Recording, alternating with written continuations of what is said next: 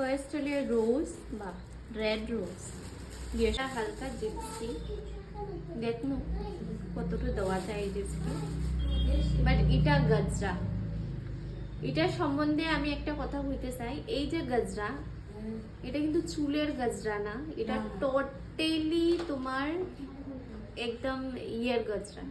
totally এটা ফুলের মানে পূজার গজরা এটা কোনো চুলে লাগায় না কারণ অনেক ক্লায়েন্টরা আমার এখানে আওয়ার সময় এই গজরা কিন্তু নিয়ে আইছে অনেকে তো কারণ অনেক সময় অনেকে লাগাইয়া দিলে বাট এটা হেয়ারের গজরা না এটা পূজার ফুলের বা আমরা যখন ফটোশুট করি তখন এটার কাজে লাগে বা নর্মালি আমরা এগুলা নর্মালি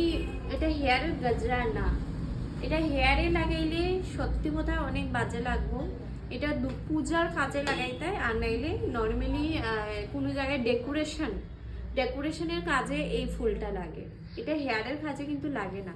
তো কাইন্ডলি যারা যারা আমার এই ভিডিও দেখবা তোমরা কেউ এই গজরাটা কিনিও না এত বাজে লাগে এটা হেয়ারে কোনোদিনও যাইতো না